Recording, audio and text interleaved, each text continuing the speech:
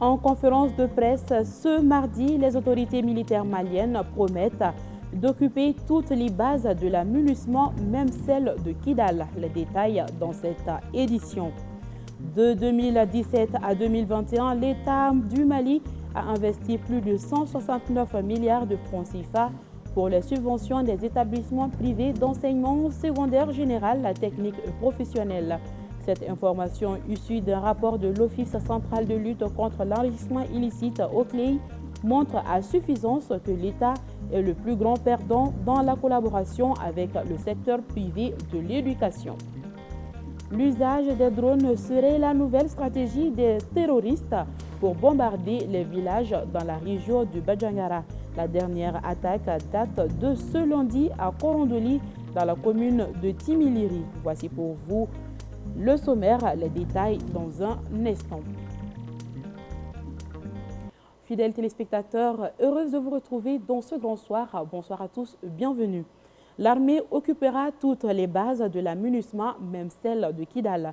C'est ce qu'a affirmé aujourd'hui le directeur de l'information et des relations publiques des armées lors d'une conférence de presse conjointement animée avec le directeur des organisations internationales du ministère des Affaires étrangères. Toutefois, les autorités militaires privilégient le dialogue avec les groupes signataires de l'accord d'Alger. Maliki Diallo. La deuxième phase du retrait de la MINUSMA est en cours depuis le 1er septembre. Elle devra permettre le transfert des bases de Tessalit, Aguelok, Ansongo, Kidal et Douazan aux autorités maliennes. Comme les bases déjà libérées, l'armée malienne prévient qu'elle occupera toutes les autres, même celles de la ville de Kidal, fief de la coordination des mouvements de l'Azawad. Toutefois, elle privilégie la voie du dialogue pour ces redéploiements. Certains vont poser la question, est-ce que Kidal serait comme Ber? Je ne saurais le prédire, mais les forces armées maliennes veulent plutôt que les Maliens, entre nous, qu'on s'asseye, qu'on dialogue, qu'on trouve une solution. Tout ne se règle pas par le bout du fusil. Le ministère des Affaires étrangères s'inscrit également dans cette dynamique de dialogue avec les groupes signataires de l'accord d'Alger pour éviter tout débordement pendant l'occupation des bases de la MINUSMA par l'armée malienne. Parce que les groupes signataires de l'accord sont représentés au niveau de l'ensemble des institutions, que ce soit le gouvernement, le CNT, d'autres institutions. Mais c'est le cadre idéal pour qu'entre Maliens, il puisse y avoir des échanges. Et je pense que ne soyons pas pessimistes sur les questions, soyons au contraire optimistes et véritablement ayons foi en ce que le Mali puisse retrouver la paix, la sécurité, la stabilité par le dialogue entre les Maliens. Au cours de cette conférence de presse, le coordinateur du comité de la mise en œuvre de la résolution 2690 a fait le point de retrait du personnel de la MINUSMA. L'ambassadeur Madou Diallo affirme que 30% du personnel international de la MINUSMA ont déjà quitté le territoire national. En ce qui concerne le personnel malien, le gouvernement a un plan stratégique d'atténuation des effets du retrait de la mission onusienne. Concernant les employés locaux de la MINUSMA, des démarches sont en cours sur la question de la dette des 10 employés à travers le projet de protocole entre la BDM, la BNDA et les employés concernés avec une garantie du gouvernement. Les Nations Unies ont décidé également de maintenir les salaires des nationaux jusqu'au 31 décembre, même les salaires de ceux qui sont déjà libérés. Interpellé hier dans la matinée par la brigade d'investigation judiciaire, Adama Diarra Di Ben, le cerveau, membre du Conseil national de transition, commandant en chef du mouvement Yerawolo debout sur les remparts, a été placé ce mardi sous mandat de dépôt par le pôle judiciaire national spécialisé en matière de lutte contre la cybercriminalité. Selon ses proches, il est poursuivi pour atteinte au crédit de l'État via les réseaux sociaux. Son procès est prévu pour ce vendredi 8 août 2023. En attendant le procès, ses compagnons de lutte prévoient plusieurs actions. Écoutons les premières réactions de quelques membres de Yerawolo debout sur le rempart au micro de notre reporter Bakary M. Sidibé. Et nous venons d'apprendre par notre conseiller, sinon par le conseil d'Adama Ben Djeradi Ben le cerveau. Ici, je parle de la personne de Cheikh Oumar Konaré. Il vient de nous informer que Armand Ben Djeradi Ben le cerveau a été placé sous mandat de dépôt. Ce n'est pas la première fois que Ben se fait arrêter. Et nous savons que le Mali aujourd'hui traverse une crise très aiguë. Et nous savons que là où nous sommes aujourd'hui, la situation échappe aujourd'hui. La situation échappe. Et donc cela fait que ces bavures-là font partie de ce que nous sommes en train de mener, qui est une marche vers la révolution. Et donc tout le monde sait très bien qu'on ne peut pas ramener les ténèbres à la lumière impunément. Donc ce que Révolo va faire, c'est que déjà il y aura un grand rassemblement au QG des Révolo, et un rassemblement qui va donner lieu à beaucoup de réflexions et pour savoir quels sont les enseignements, les leçons et quels sont les voies et moyens qu'il faut entamer. Et donc il sera devant le juge le vendredi prochain à partir de 10 h ici au niveau du tribunal. Je demande tout simplement au peuple malien de rester debout, mobilisé et surtout de rester serein et calme face à toutes sortes de situations qui pourraient se présenter. Et que le Mali, c'est pour nous et que nous devrons tout faire pour maintenir cette dynamique de libération, pour maintenir cette dynamique de panafricanisme. Nous sommes les soutiens du Mali. Nous sommes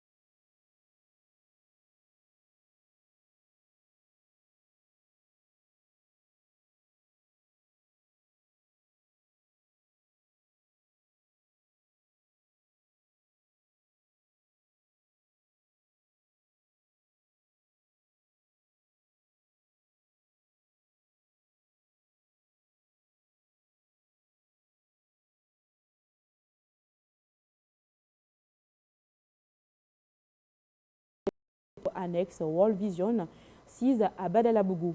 Organisé par World Vision et ses partenaires, cet atelier permettra aux participants de se pencher sur les activités planifiées en vue d'une mobilisation de l'ensemble des acteurs et poser les jalons de la consultation auprès des acteurs étatiques pour un plaidoyer. Le point avec Awasanogo et Montala Ouattara.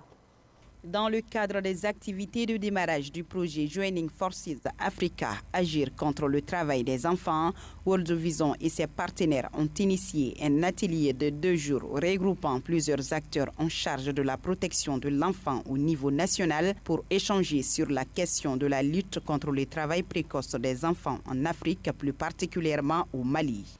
Cet atelier nous permettra d'ouvrir le chantier d'une consultation qui nous permettra de faire avec l'ensemble des acteurs une analyse des textes réglementaires et législatifs en matière de protection des enfants, de proposer des solutions aux lacunes et de faire une analyse participative des besoins pour le renforcement des capacités des acteurs de la société civile et des autres parties prenantes non étatiques. Pour le conseiller technique au ministère du Travail, de la fonction publique et du dialogue social, cette initiative s'inscrit en droite ligne de la politique gouvernementale en matière de lutte contre le travail des enfants au Mali.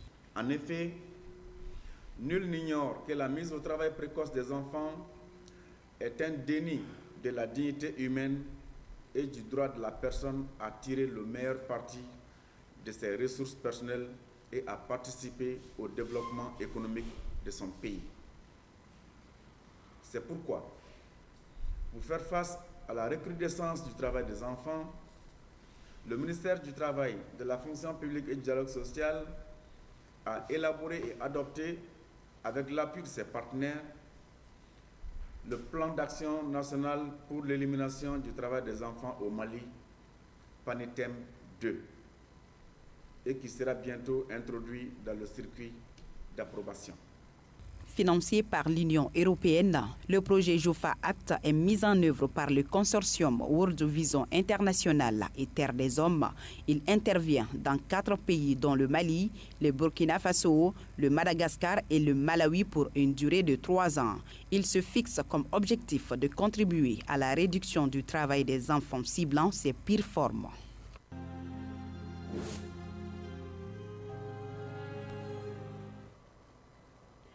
Une cérémonie de prière et de bénédiction collective pour le Mali et les pays limitrophes a eu lieu dimanche dernier à la grande mosquée de Ségou, organisée par le Haut Conseil islamique de Ségou en partenariat avec les autorités coutumières, religieuses et communales.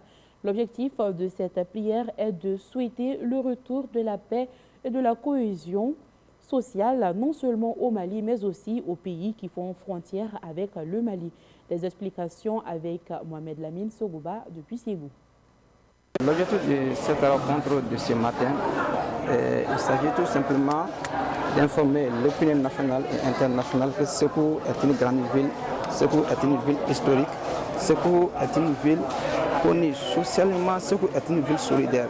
Ségou n'est pas une ville de malédiction, Ségou n'est pas une ville qui cherche le malheur à ses voisins.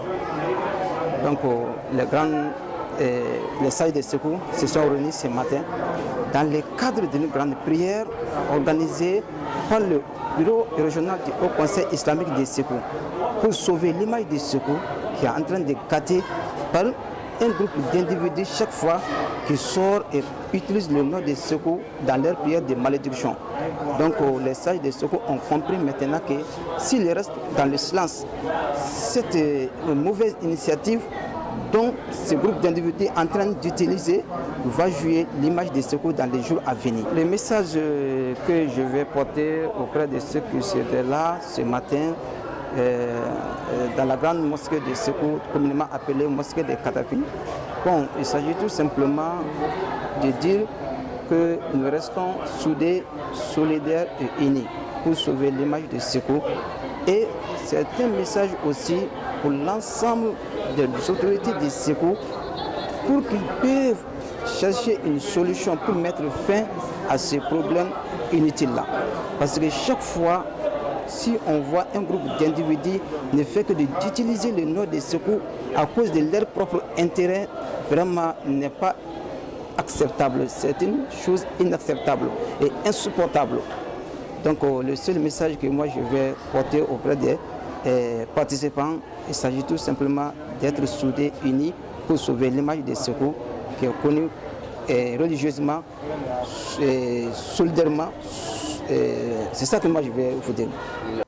Comme je vous le disais, dans le sommaire à Badjangara, les terroristes utilisent désormais des drones. Selon nos confrères du site d'information lepaysdogon.info, les combattants ont commencé à utiliser des drones pour larguer des bombes contre leurs cibles. La dernière tentative a eu lieu hier lundi à Korondoli, dans la commune de Timiliri, région de Badjangara. Le récit de Maïmouna Ouedraogo. En effet, d'après des informations relayées par nos confrères du site d'information Les Pays Dougon Info, dans la perspective de faire plus de victimes, les groupes terroristes continuent d'envoyer des drones armés contre les populations. Hier lundi 4 septembre 2023, les terroristes ont utilisé un drone artisanal pour larguer une bombe sur le village de Korondoli dans la commune de Timiliri. C'est la deuxième fois en 4 jours que les GAD procèdent à ces largages de bombes qui semblent être un perfectionnement de leurs moyens d'action. Une fois proches du village, les combattants de Dana Ambassago, postés dans la zone, ont tiré sur l'engin. Cette action a perturbé la trajectoire des drones et la bombe qu'ils transportaient est tombée dans une clairière. Pas de victimes. Au dire des donzos de la zone, la provenance des drones est connue et indique que des mesures énergiques doivent être prises par les FAMA pour donner une réponse. Dans la cité des Askia, plusieurs otages ont été relâchés.